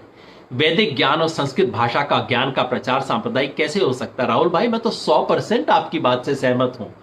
संस्कृत भाषा का प्रचार सांप्रदायिक कैसे हो सकता है, मैं तो बिल्कुल समझ ही नहीं पाता। संस्कृत भाषा में हमारे पूरी संस्कृति की, हमारी विरासत संजोई हुई है। संस्कृत भाषा में हमारा मेडिकल नॉलेज है, उसमें हमारा फार्माकोलॉजिकल नॉलेज है, उसमें हमारा गणित है, उसमें हमारा साहित्य है। और जैसा दुनिया की हर भाषा में होता है, उसके जरिए कुछ कूड़ा भी है। कौन सी भाषा है जो कूड़ा नहीं ढोती? हर भाषा ढोती है, हर धर्म ढोता है। तो संस्कृत को प्रमोट करना चाहिए, मैं तो बार बार कहता हूं। और मेरे मन की पीड़ा तो ये है कि इस वक्त इस देश दुनिया में संस्कृत के सबसे बड़े सेंटर इंडिया में नहीं है, इंडिया के बाहर है। मुझे इतनी शर्म आती है ये चीज देख के। मैं तो चाहता हूं कि संस्कृत पूरी दुनिया को सिखाएं हम, स्वाभाविक है, तो इसका कोई कह नहीं। और किसी एक धर्म विशेष की करना बिल्कुल गलत बात है। धर्म विरोध और धर्म प्रेम, आपके मन में शायद ये कि हिंदू धर्म का विरोध और मुसलमान धर्म का प्रेम, ये बिल्कुल गैर सेकुलर है, बिल्कुल गलत है। कई लोग ऐसा करते हैं, जैसा मैंने बताया, ये बचकानी हरकत है, इसका विरोध करना चाहिए। हर धर्म में बहुत सुंदर बातें हैं, हर धर्म में खूब सारा कूड़ा है। लेकिन आप किसी नदी का पानी इसलिए तो पीने से इंकार नहीं कर देते ना कि उसमें कूड़ा आ रहा है, पानी को छान लेते हैं। हर धर्म के साथ हमें यही करना चाहिए, चाहे हिंदू हो, इस्लाम हो, जो भी हो, कूड़े को छानिए, पानी को पीजिए। नेता बनने के लिए मुसलमानों को गाली देना आजकल के नेताओं का पहला उद्देश्य बन चुका है, समर यूसुफ साहब कह रहे हैं। आप जो राहुल बाद ने बात कही, उसी बात का दूसरा पहलू आप बता रहे हैं। आजकल ये हो गया ना, हर एक को लगता है कि दुकान चल गई है भाई। तो पहले लगता था कि अच्छा, राजनीति का दुकान ठेकेदारी पे चलती है ना, जिससे लोगों को लगता है कि भाई इससे जल्दी प्रमोशन मिलेगा, मैं तेजी से बढ़ जाऊंगा, बस वो काम करते हैं। मैं दिल्ली में देखता हूं कपिल मिश्रा जी जिस तरह के बयान देते हैं। अब संयोग ये है, मैं कपिल मिश्रा जी को जानता था क्योंकि वो आम आदमी पार्टी में हुआ करते थे। खैर, उनके बारे में उन्होंने क्या कुछ मुझसे आग्रह किया था उस सब की चर्चा मैं आज नहीं करूंगा, कभी करूंगा। लेकिन क्यों वो ऐसी बातें करते हैं? उनको दिखता है कि भाई देखो, ऐसी बातें करके तो अजय विष्ट जी योगी आदित्यनाथ बन गए, वो उत्तर प्रदेश के मुख्यमंत्री बन गए, तो भाई मैं भी ऐसी बातें कहूंगा, मैं भी कहीं पहुंच जाऊंगा। बताइए क्या कर रखा है हमने इस देश में बड़ा आदमी बनने की ये एक शर्त लगा रखी है कि जितनी हल्की बात करोगे, जितनी नीची बात करोगे, जितनी घटिया बात करोगे, उतने ऊपर चढ़ोगे। ये हम क्या कर रहे हैं? बिल्कुल इससे नुकसान है। तो बिल्कुल सही, लेकिन हिंदू धर्म में भी कुछ जयचंद हैं जो अपने पैरों पर कुल्हाड़ी मारते हैं। बिल्कुल ठीक कहा साहब आपने, सिर्फ हिंदू धर्म में नहीं, दुनिया के हर धर्म में जयचंद कहिए, कुछ भी कहिए, क्योंकि जयचंद वाली जो भाषा है ना, ये थोड़ा वो है कि अच्छा, कुछ लोग जो हिंदू होके भी हिंदुओं के खिलाफ बोलते हैं। दुनिया के हर स्वस्थ धर्म का ये लक्षण है कि उस धर्म में पैदा होके आप उस धर्म की कुरीतियों के बारे में बोलें। मार्टिन लूथर ने यह काम किया क्रिश्चियनिटी के बारे में, महान व्यक्ति हुए। स्वामी दयानंद सरस्वती ने कहा, स्वामी विवेकानंद ने हिंदू धर्म के बारे में जो बातें कही, आज मैं बोल दूं ना, आप तो मेरे खिलाफ FIR करवा देंगे अगर मैं सारी बातें पढ़ना शुरू करूं जो स्वामी विवेकानंद ने कही थी। ये जयचंद नहीं थे मेरे भाई, ये महान समाज सुधारक थे। जो व्यक्ति जिस धर्म में पैदा हो उसकी सच्चाई को कड़वे तरीके से दुनिया के सामने रखे, उसे आईना दिखाए, वो समाज सुधारक होता है। तो केवल एक धर्म का नहीं, सबका होना चाहिए। हर धर्म में मूर्ख लोग होते हैं। मूर्ख वो जो कि अपने धर्म की सबसे घटिया चीजों को, सबसे खूबसूरत चीजों को छोड़ देते हैं। ऐसे लोग हिंदू धर्म में भी है, ऐसे लोग इस्लाम में भी हैं, सब तरफ हैं। उन सब से बच के रहना चाहिए। ये इतने प्रश्न आ रहे हैं। तो अजय राय जी कह रहे हैं, नेताजी कश्मीरी पंडितों की बात भी कर लेना। ये कई बार मेरे को कहा जाता है। और कहीं ना कहीं ये मान के चलते हैं कि ये देखो आज बोल रहा है, दाढ़ी वाला है, सेकुलर शब्द का इस्तेमाल कर रहा है, कश्मीरी पंडितों का तो दुख इसको पता ही नहीं होगा, इसने कभी बोला ही नहीं होगा। भाई थोड़ा सा चेक कर लेना ना आप भी। कश्मीरी पंडितों के दर्द के बारे में क्यों नहीं बोलूंगा? जब मैं कहता हूं कि एक इंसान के रूप में हम सबको अपने जन्म के संयोग से ऊपर उठना है। जिसका दर्द मैंने महसूस नहीं किया उसके बारे में मैं बोलूं, चाहे वो 1500 किलोमीटर 2000 किलोमीटर दूर इजराइल में किसी के साथ हो रहा है या मेरे देश में हो रहा है। कश्मीरी पंडितों के साथ जो हुआ, घोर अन्याय हुआ। अपने घर से जबरदस्ती निकाले जाना, जहां सैकड़ों वर्ष से आप रह रहे हैं, इससे बड़ी पीड़ा क्या हो सकती है? और मैंने जब जब कश्मीर पे बोला है, 5-7 बिंदु जब भी रखे हैं, उसका एक बिंदु हमेशा रहा है, कश्मीरी पंडित को ससम्मान अपने घर पहुंचने का अधिकार होना चाहिए, बसने का अधिकार होना चाहिए, सुरक्षा होनी चाहिए। क्यों नहीं बोलूंगा? आपको क्यों लगा कि आपने कुछ इतनी बड़ी चुनौती मेरे सामने रख दी है कि ये सवाल सुन के मैं घबरा जाऊंगा, कुर्सी हिलने लग जाएगी? ऐसा कुछ नहीं है मेरे भाई। संतुलन की बात कर रहे हैं ना, क्यों नहीं करेंगे? चरणप्रीत सिंह जी कह रहे हैं, my question is how to bring back media to its real work. ये तो चरणप्रीत भाई मेरे को आपको करना पड़ेगा। जब जब ये लोग झूठ बोले ना, तो इनको जरा बताना होगा, झूठ बंद करो, झूठ बोलते हो। क्योंकि ये सारा माल किस लिए बिकता है? क्योंकि हम खरीदते हैं। जिस दिन माल बिकना बंद हो जाएगा, दुकानदार दूसरा माल रखना शुरू कर देंगे। सड़े केले खरीदने बंद कर दीजिए, अगले दिन से आम का मौसम आ रहा है, अच्छे आम आने शुरू हो जाएंगे। तो सड़े केले खरीदने इनकार करें और बताएं केला सड़ा हुआ है, झूठ बोलते हो। ये बात जितनी बड़ी संख्या में लोग कहें, इन तथाकथित पत्रकारों को और इनके मालिकों को कहिए, थोड़ा बहुत तो शर्म आए। सत्यवान गोविंद राव पवार जी कह रहे हैं, may in India caste and class get stay forward and get together progress. थोड़ा आप अगर हिंदी में लिखते तो मुझे आसानी होती समझने में।